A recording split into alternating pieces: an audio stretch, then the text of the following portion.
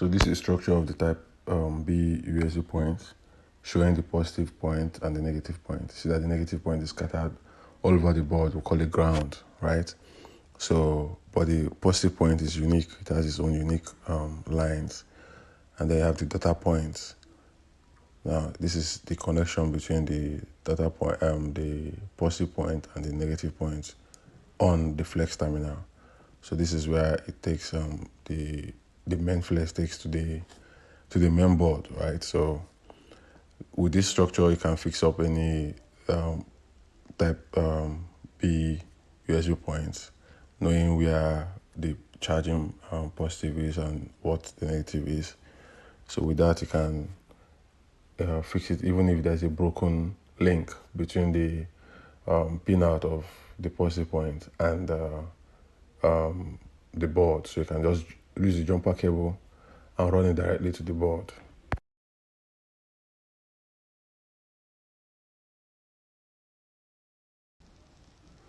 So now we'll get to the fixing proper, right? I like to use a tissue paper, to cover up some components, right, that are basic.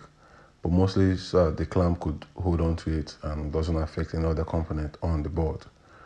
So when I place it under the clamp, it is always the area that is covered with the tissue paper that I clamp.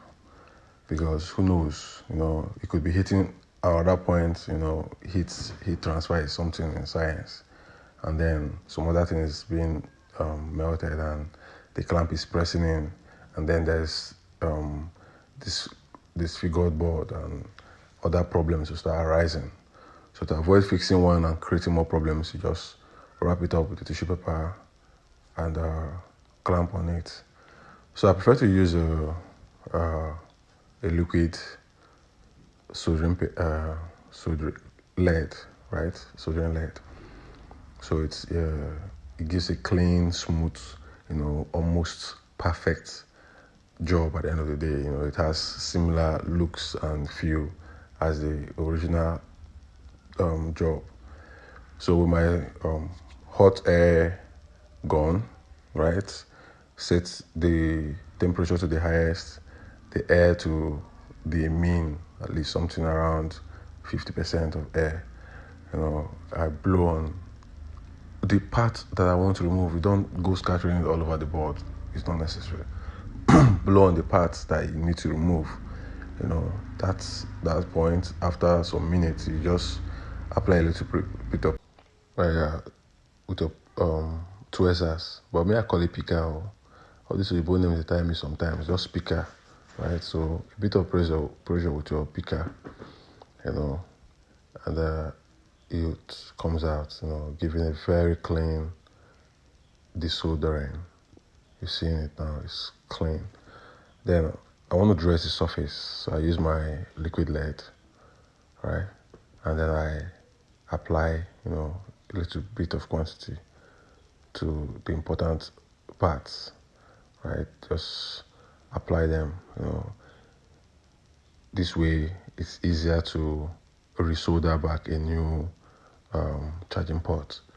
Then after applying it, with my solder iron, you have to make sure that your solder iron is hot enough.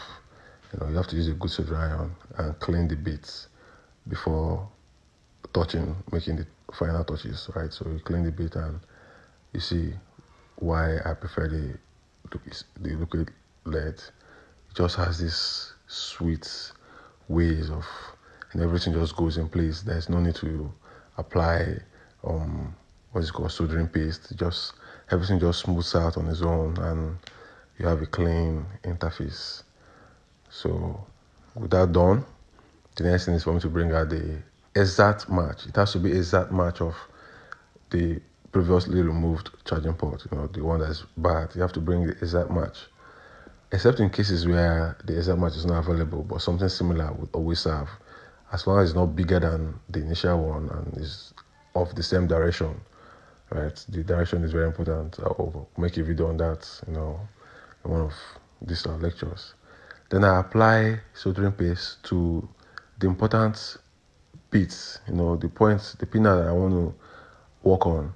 Most times I just apply it everywhere, just tiny bit of it, and dress it up with my soldering iron in such a way that when I hit it to replace it back, it just fits in directly, and gives you a perfect fit. There's no need to come running the soldering iron at the end of the job, to get everything aligned. No, with this, you just place it there with your hot air, seal it back, and it just fits in directly. Everything just accepts each other, like they are made for each other.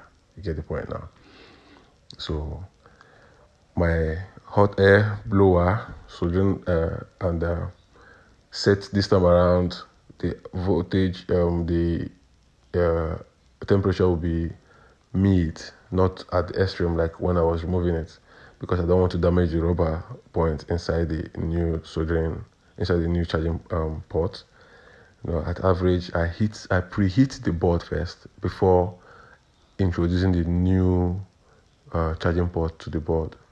So I minimize the amount of heat the rubbers and the new charging port gets, to still maintain its firmness.